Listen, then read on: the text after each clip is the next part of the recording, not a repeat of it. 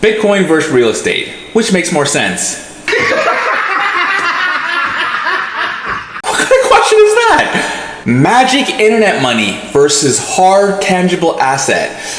What are we even talking about here? What? If you've never studied Bitcoin, the answer is unequivocally real estate. It's not even a question. Have you ever been stuck on a math problem? I mean stuck for hours, days, sometimes even weeks. And you ask yourself, why can't I figure this out? I'll tell you why you can't figure it out. The answer is, you don't know all the variables. You don't understand all the variables. You don't understand all the moving parts. So how can you expect to possibly formulate a solution to this math problem?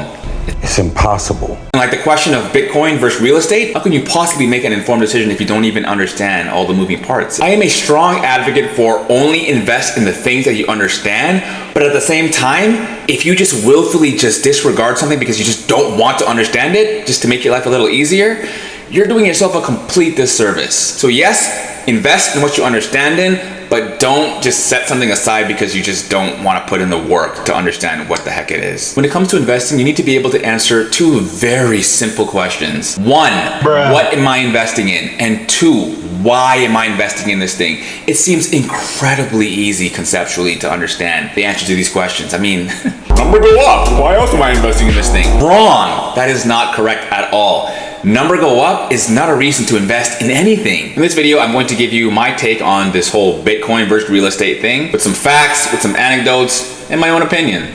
But before we do, I'm Barixis. Welcome to my channel. For those of you that are new, welcome. I post my regular content every Wednesday and I post YouTube shorts every single day. If you want to keep up, please subscribe, hit that little notification bell icon, and I promise you will not regret it. In fact, you may even learn a thing or two about Bitcoin, but the only way to find out is to watch this video all the way through. All right, let's just get into it. Okay, let's talk about real estate for a second. Individuals buy real estate for one of two reasons. One, they want a place to live, and two, an investment. Let's dive into the first reason real quick. Okay, people, I'm going to say something that may seem completely and utterly contrarian to what many of you may think and understand about real estate, but you know what? It needs to be said. Do not buy a place just for the sake of having a place to live. Do the math and figure out if it makes sense. If you do the math and it doesn't make sense, why are you buying this place? To most people, to 99% of people in this world, buying a property is the biggest investment they will ever make in their natural life, and it is not even remotely close. Too many people buy more house than they can afford, and as a result, they end up living house poor, they end up living paycheck to paycheck, they can't afford to maintain the house, and before you know it, they are one bad financial decision away from losing everything. And then they ask themselves, was it even worth it? I mean, no. The answer is no, it was not worth it. Help me, I'm poor. It's like you buy a car that you can barely afford. You can barely afford the monthly payments. And it gets so bad to the point where you literally have to sell the underlying asset, the car, because you can no longer afford the payments. And now you're just stuck with no car and a monthly payment. That is a perfect example of buying more than you can afford, and then you end up with nothing in the end. It's a reality that a lot of people, they really need to start waking up to. Okay, now let's talk about the investment side of real estate. Sorry. Okay, let's get into it. Is real estate an asset? Sure. Does it go up in value over a long enough time horizon? I guess. Yeah. Yes. But do you ever stop and ask yourself, why?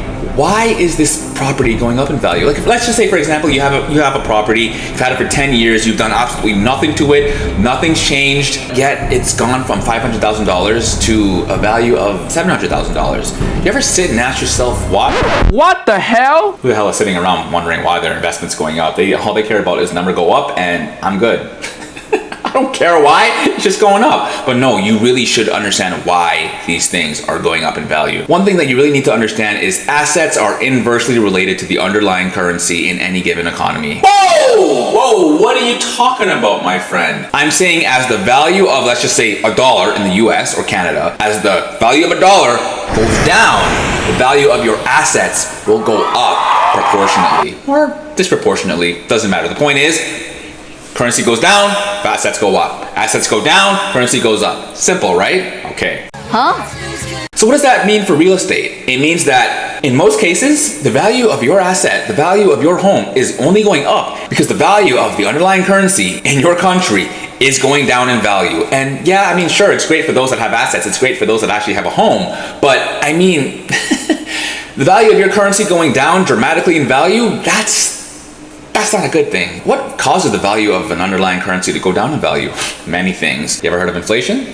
That sticky thing called inflation? Money printing, when the money printer goes brr, or weak economic confidence. These three things are the reasons why the currency goes down in value. But then see, your time horizon also plays a significant factor, because if you're buying a house and you're planning on living in it for the next 10, 15, 20 years, buy a house. If it's not going to make you house poor, if you're not going to be a slave to the monthly payments, you're not going to be living paycheck to paycheck, and you're not going to be living in constant anxiety and constant fear of, oh my God, I am one bad decision away from losing everything. If you can comfortably afford this house and it's not more house than you can afford, buy the house. But if you're buying a house and you're planning on living there for what, 5 years?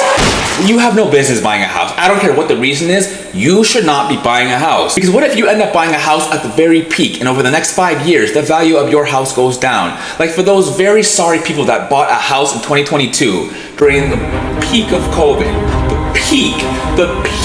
the housing peak.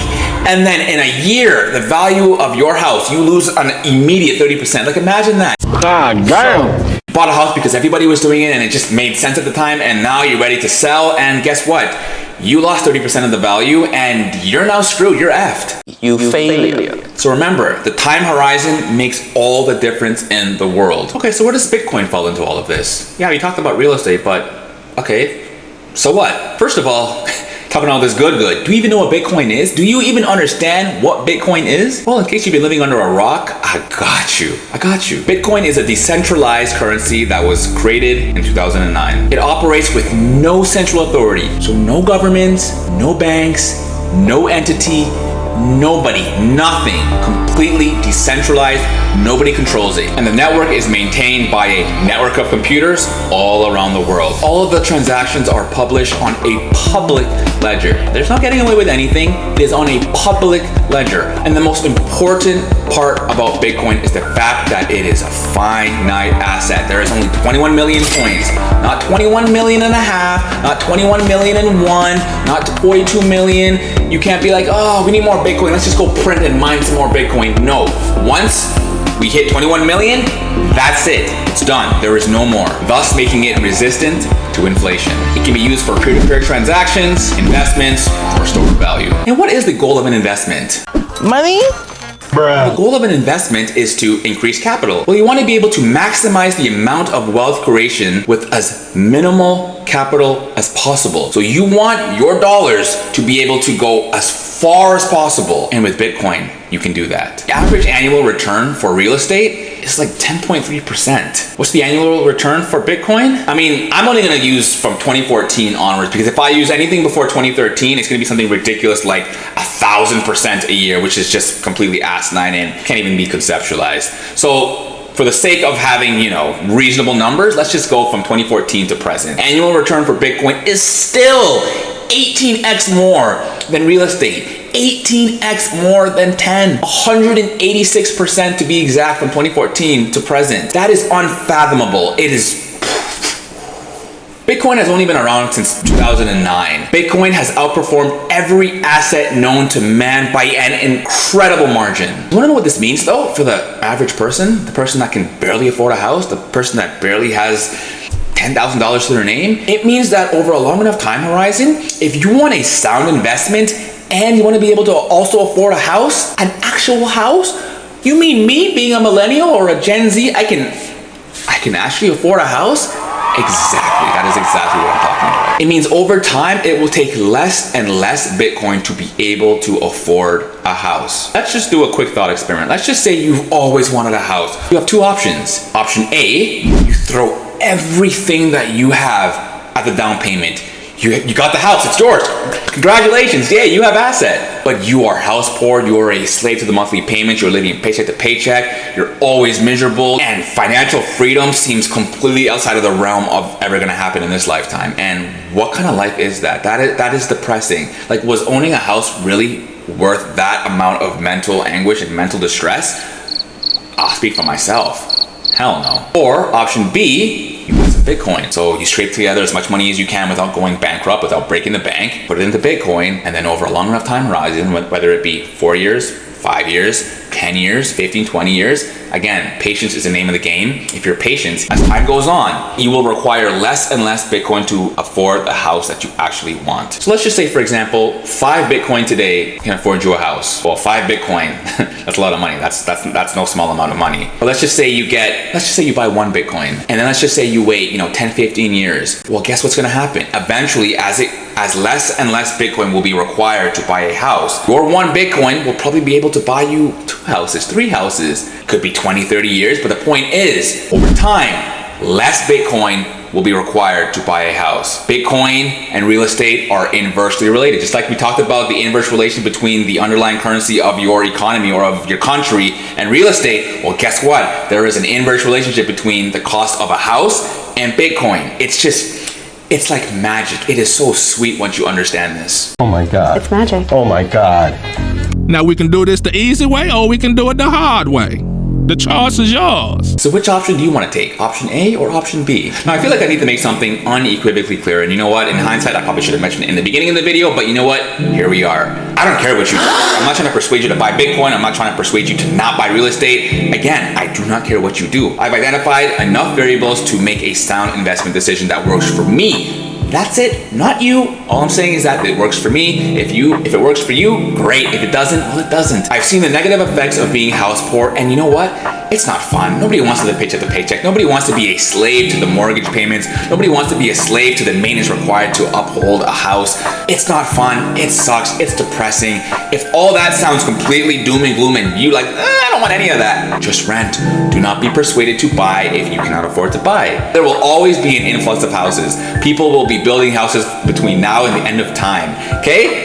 When all the land is taken up, guess what's gonna happen? We're gonna just go up. There will always be real estate, so just relax yourself. It will be there tomorrow. It will be there in the next year. It will be there in 10 years. It's not going anywhere. Let's just say you have a $10,000 investment. You wanna find the asset with the greatest asymmetric upside potential, which means the greatest risk to reward. You want your $10,000 to go as far as possible. And like I said in the video, there's, at least from what I've observed, there's only one vehicle that will get you there. I'm not gonna say it again. I've already said it, so take with that as you will. However, nothing in life is guaranteed. Understand what you're investing in and understand why you're investing in it. There are no guarantees in life. There is only probabilities. This has the greatest probability to work in my favor. That's all I'm saying. So you need to find what works for you with the greatest probability to get you to where you want in life. Correct.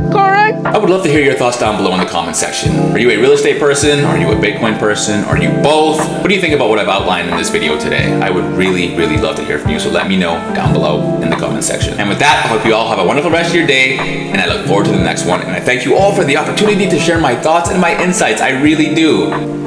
BK out.